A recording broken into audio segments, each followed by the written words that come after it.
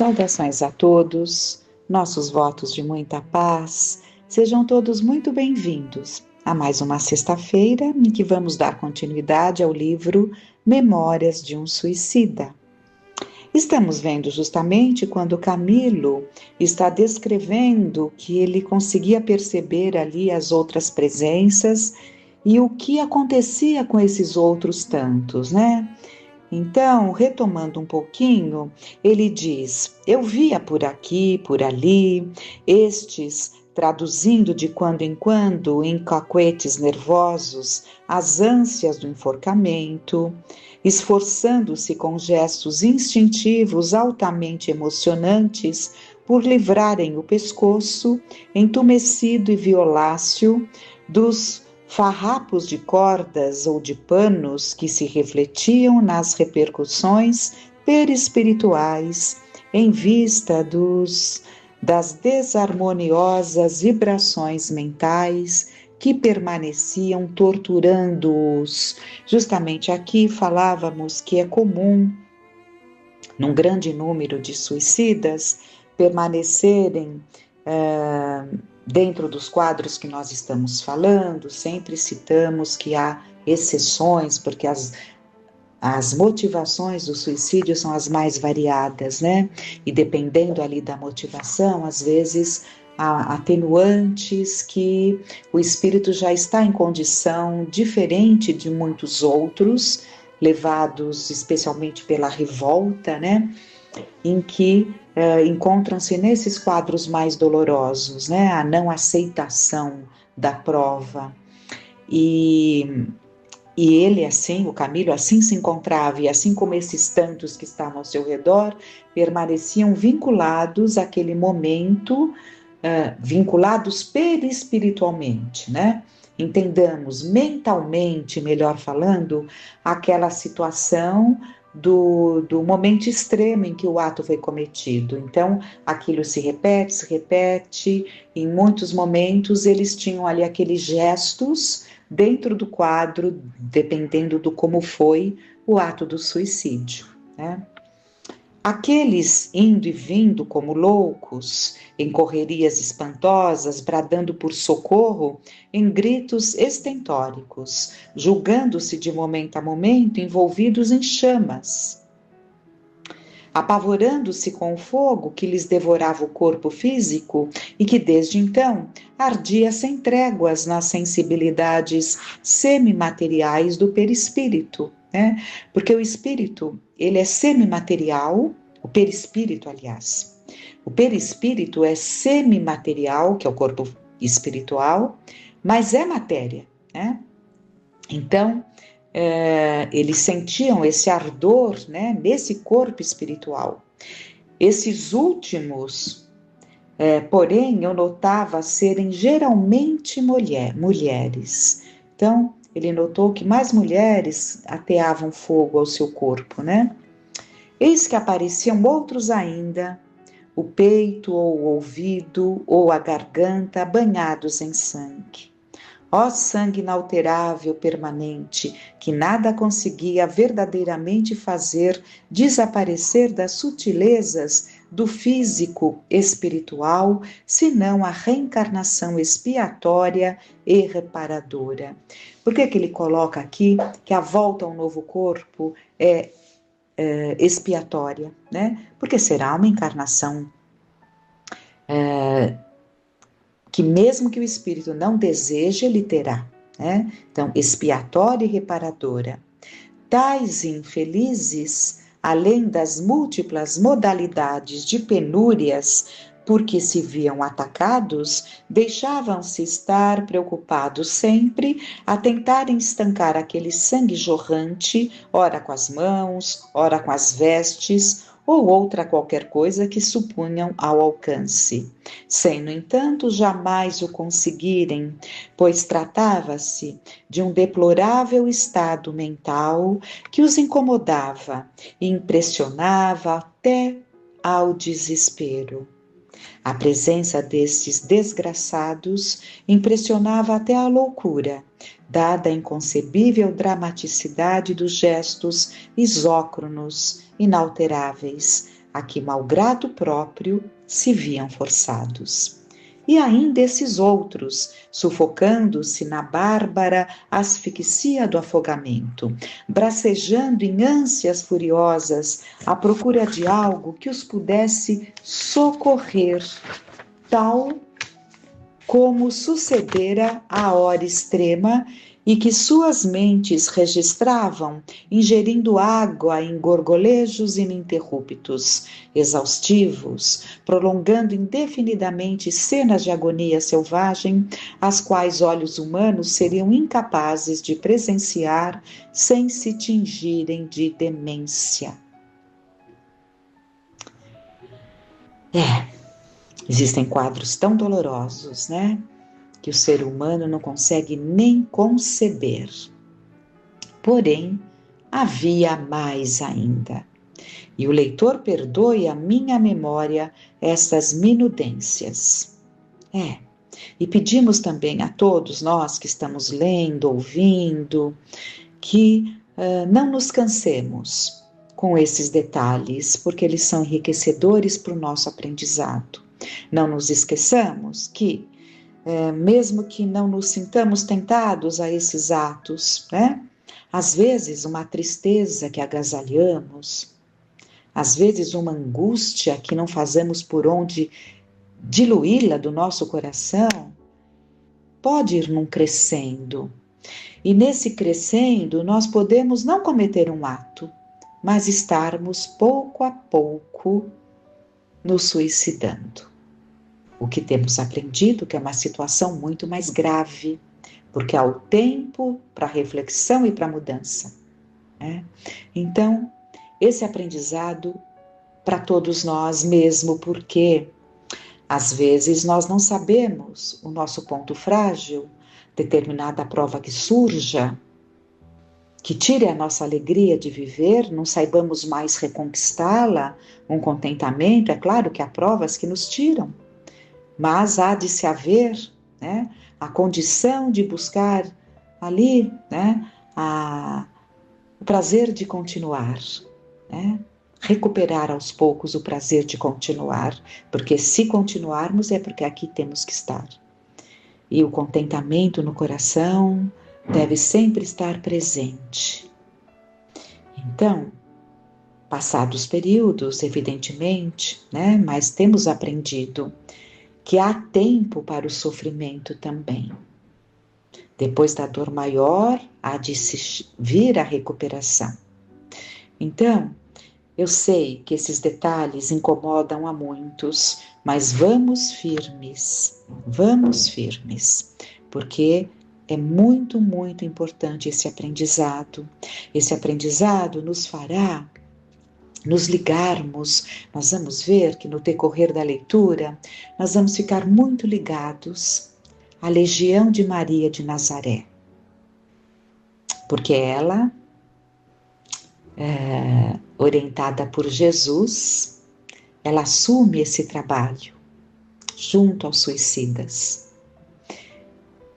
E é o manto de Maria, simbolicamente falando, que envolve os locais que têm a condição de assistir, de envolver, de preparar, de cuidar desses corações tão sofredores.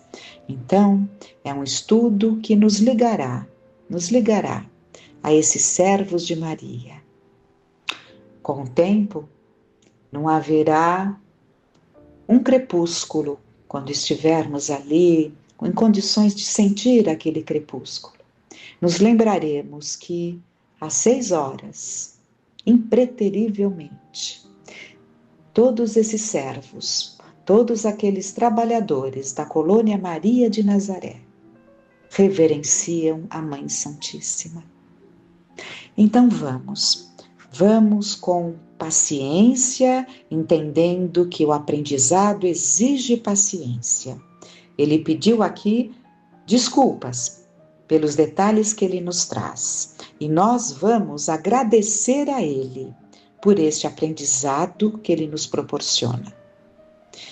Então vamos lá. E o leitor perdoe a minha memória estas minudências, talvez desinteressantes para o seu bom gosto literário, mas úteis certamente como advertência ao seu possível caráter impetuoso, chamado a viver as inconveniências de um século em que o morbus terrível do suicídio se tornou mal endêmico, e ele não sabia ainda o que estaria por vir, né? Porque os tempos que vivemos cresceu muito mais. Não pretendemos, aliás, apresentar obra literária para deleitar gosto e temperamento artístico. Cumprimos um dever sagrado tão somente procurando falar aos que sofrem, dizendo a verdade sobre o abismo que com malvadas seduções há perdido muita alma descrente em meio dos desgostos comuns à vida de cada um. Entretanto, bem próximo ao local em que me encurralara, procurando refugiar-me da récua sinistra, destacava-se por fealdade impressionante meia dúzia de desgraçados que haviam procurado o ouvido eterno, atirando-se sob as rodas de um trem de ferro. Trazendo os perispíritos desfigurados, dir-se-iam a armadura de monstruosa aberração, as vestes em farrapos, esvoaçantes cobertos de cicatrizes sanguinolentas, retalhadas, confusas, num emaranhado de golpes e sobregolpes, tal se fotografada fora naquela placa sensível e sutil, isto é, o perispírito, a deplorável condição a que o suicídio lhes reduzir o envoltório carnal. Esse templo, ó meu Deus, que o Divino Mestre recomenda como veículo precioso, que é o nosso corpo, é um templo, né? Que o Divino Mestre recomenda como veículo precioso e eficiente para nos auxiliar na caminhada em busca das gloriosas conquistas espirituais. Enlouquecidos por sofrimentos superlativos, possuídos da suprema aflição, que atingir possa a alma originada da centelha divina, representando aos olhos pávidos do observador o que o invisível inferior mantém de mais trágico, mais emocionante e horrível, esses desgraçados uivavam em lamentações tão dramáticas e impressionantes que imediatamente contagiavam, com suas influenciações dolorosas, quem quer que se encontrasse indefeso em seu caminho, o qual entraria a coparticipar da loucura inconsolável de que se acompanhavam. Pois o terrível gênero de suicídio, dos mais deploráveis que temos a registrar em nossas páginas, abalara-lhes tão violenta e profundamente a organização nervosa e sensibilidade gerais do corpo astral, congêneres daquelas que traumatizara a todas, entorpecendo, graças à brutalidade usada, até mesmo os valores da inteligência, que por isso mesmo jazia incapaz de orientar-se, dispersa e confusa em meio do caos que se formara ao redor de si. Então, vamos entender, sem criar imagem. É importante que nós aprendamos a entender os contextos, mas não precisamos criar imagens na nossa mente. Isso é desnecessário. Mas entendamos ali que um corpo que se atira diante de um trem, ele se esfacela todo, ele se desorganiza todo, inclusive a região do cérebro. Portanto, perdendo a capacidade, a lucidez, a capacidade de pensar.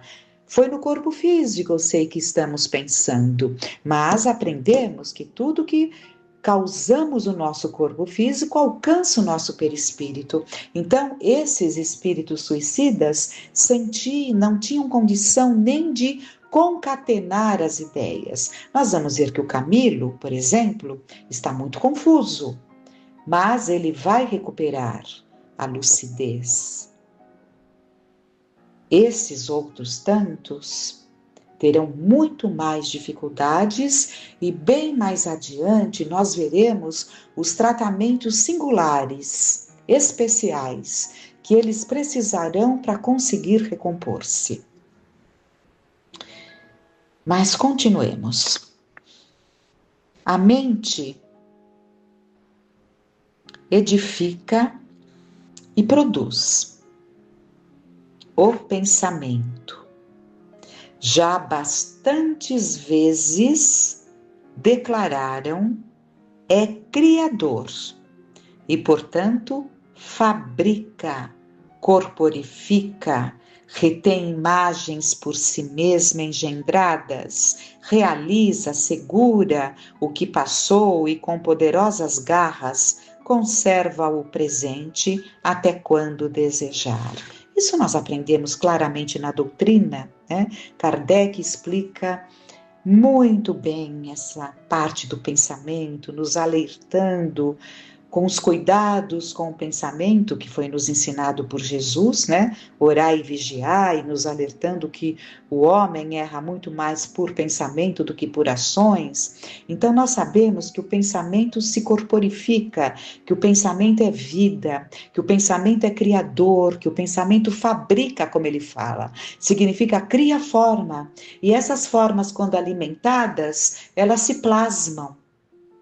Até enquanto alimentadas, elas ficam plasmadas. É isso que ele está falando. A mente edifica e produz. O pensamento, já bastante vezes declararam, é criador. Então, nós sabemos disso. Então, ele continua. Cada um de nós, no vale sinistro, vibrando violentamente e retendo com as forças mentais o momento atroz em que nos suicidamos, criávamos os cenários. Então, isso tem que ficar muito claro para nós, porque não há como nós entendermos a justiça de Deus se nós imaginarmos ambientes preparados para nos receber de acordo com os nossos erros. Entendamos que esses ambientes são criados por nós mesmos. Nós plasmamos o ambiente, tanto que eles estavam num determinado espaço, mas cada um vivendo o mundo que trazia dentro de si. Uns se sentindo vencendo uma onda, outros se sentindo correndo das chamas. E assim por diante. Então, cada um de nós, no vale sinistro, vibrando violentamente, retendo com as forças mentais o momento atroz em que nos suicidamos, criávamos os cenários e respectivas cenas que vivêramos em nossos derradeiros momentos de homens terrestres. Tais cenas, refletidas ao redor de cada um, levavam à confusão, a localidade, espalhavam tragédia e inferno por toda a parte, se viciando de aflições superlativas os desgraçados prisioneiros. Assim era que se deparavam aqui e ali forças erguidas baloiçando o corpo do próprio suicida, que evocava a hora em que precipitara-se na morte voluntária.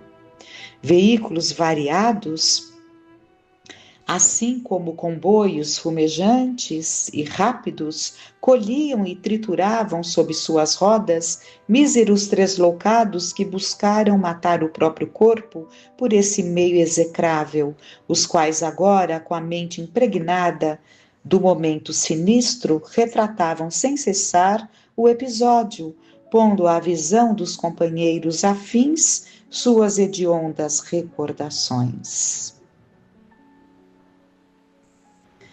E aqui nós temos uma nota da Ivone Pereira, em que ela diz: em várias sessões práticas, que são as sessões mediúnicas, né, de desobsessão, a que tivemos ocasião de assistir em organizações espíritas, do estado de Minas Gerais, os videntes eram concordes em afirmar que não percebiam apenas o espírito atribulado do suicida a comunicar-se, mas também a cena do próprio suicídio, desvendando-se às suas faculdades mediúnicas o momento supremo da trágica ocorrência.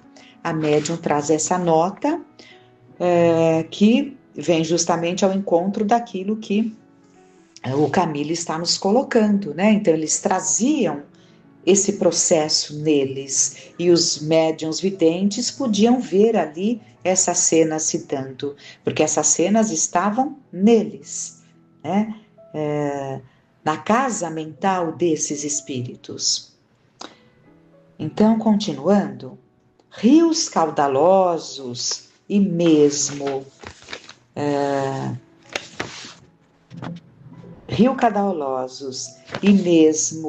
trechos alongados de oceano surgiam repentinamente no meio daquelas vielas sombrias. As vielas era o local, né, as cavernas ali onde eles se sentiam, né, onde eles estavam geograficamente, digamos, mas o cenário, cada um vivia o seu.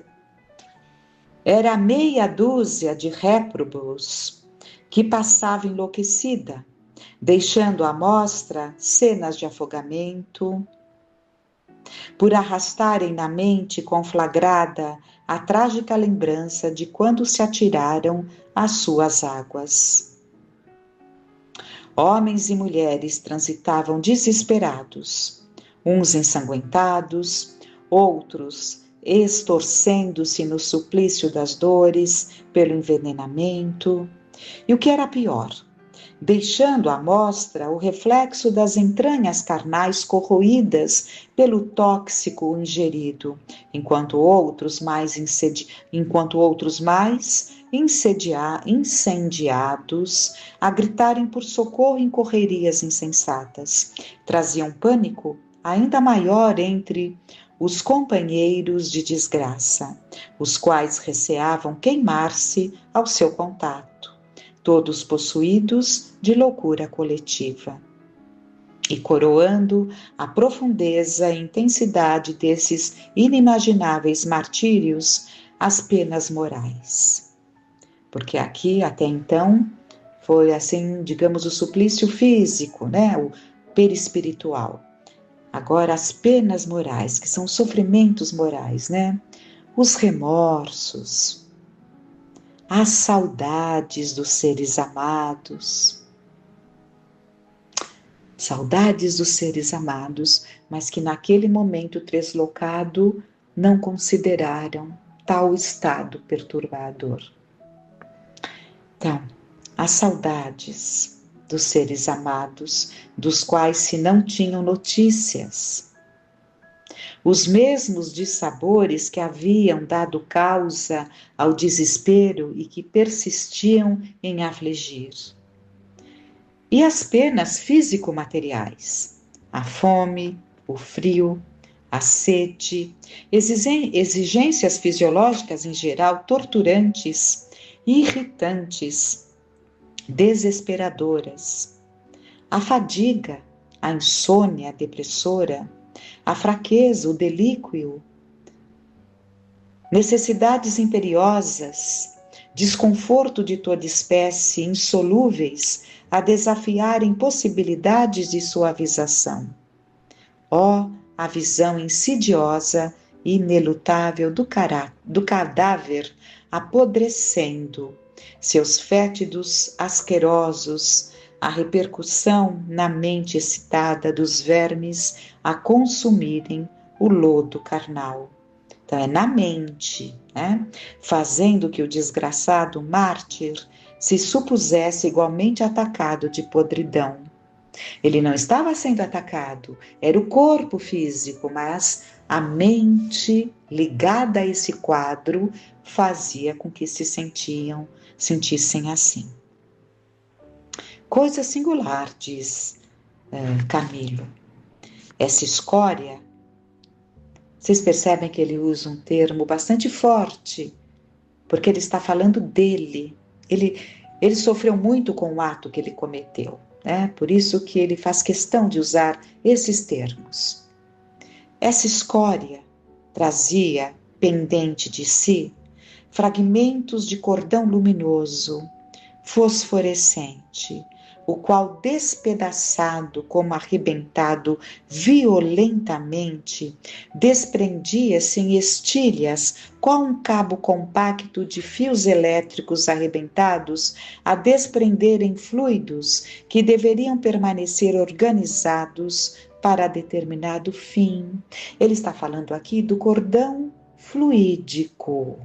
Esse cordão fluídico liga o espírito com o seu perispírito ao corpo físico. Por ocasião da morte, por ocasião do desencarne, esse cordão fluídico é desligado pelos técnicos, pelos espíritos designados para essa tarefa, né, de executar esse desligamento em relação aos desencarnantes, né, digamos assim.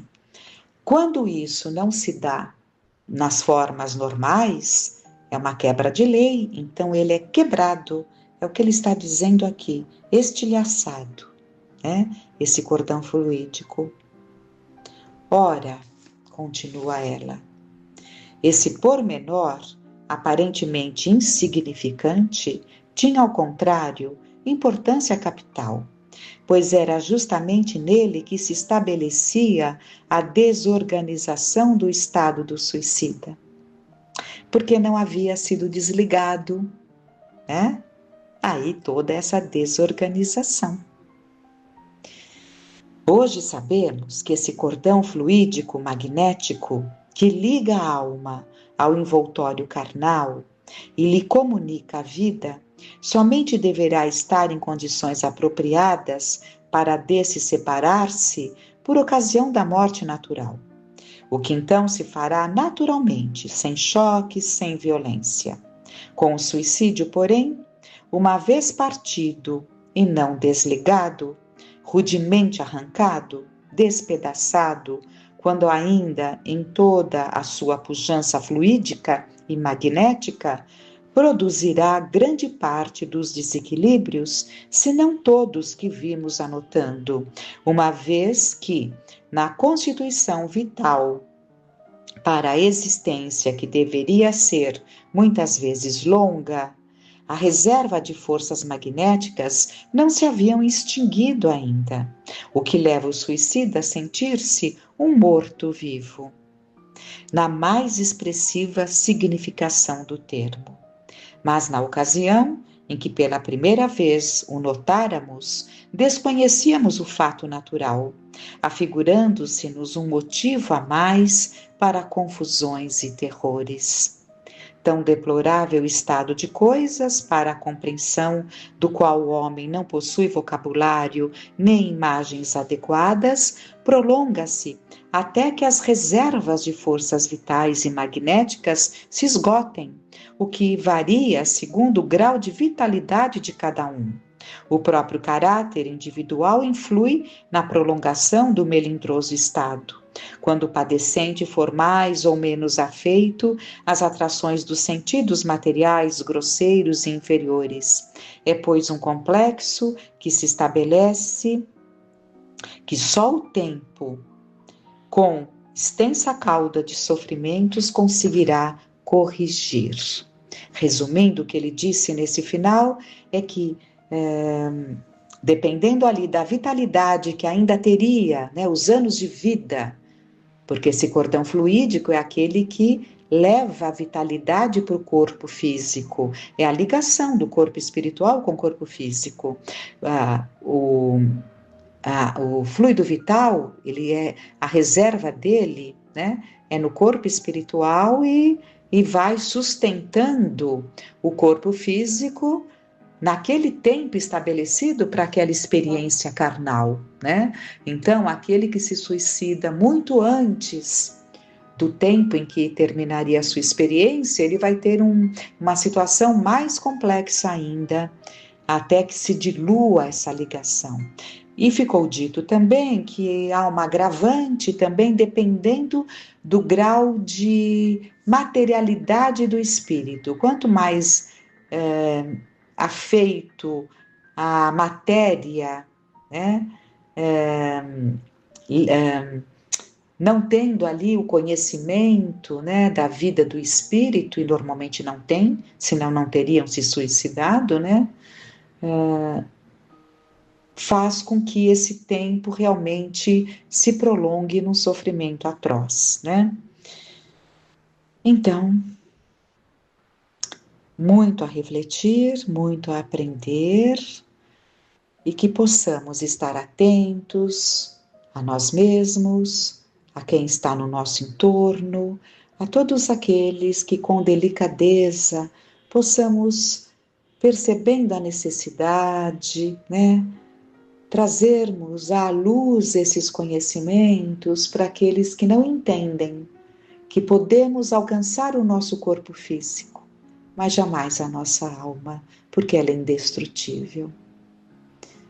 Que fiquem esses aprendizados, que a paz de Deus nosso Pai, Jesus nosso Mestre, nos envolva em muitas bênçãos e harmonia. Que fiquemos em paz.